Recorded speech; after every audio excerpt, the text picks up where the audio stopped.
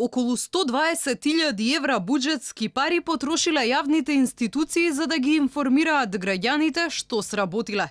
Само од стартот на годинава биле склучени договори со 5 фирми за комуникацијски менеджмент, кои во име на државата ќе треба да осмислат стратегија за односи со јавноста.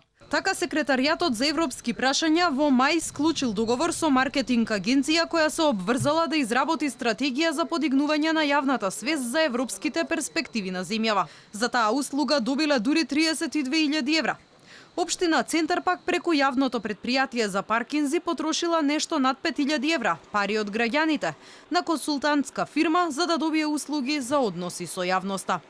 И клиниката за хематологија, која во последниве месеци ја тресат низа скандали за незаконски тендери, склучила договор за одржување на веб страница и односи со јавност, за што платила нешто помалку од 6.000 евра.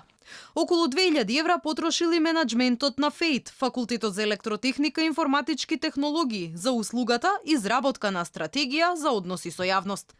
Најголема сума за оваа намена испланирала општина Аеродром, дури 73.000 евра за рекламни услуги.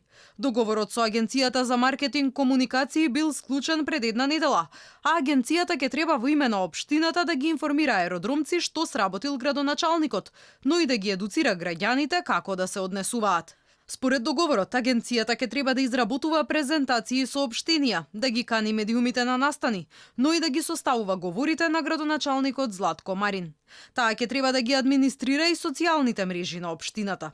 За сето ова ќе добива месечен надомест од околу 6.000 евра. И општина Газибоба на истиот датум како и општината Аеродром склучила договор со печатница од Кочани за печатење на општинскиот весник. Печатењето ќе чини речиси 10.000 евра. Истата печатница годинава ќе заработи околу 78.000 евра за печатарски услуги од државни институции, универзитети и општини.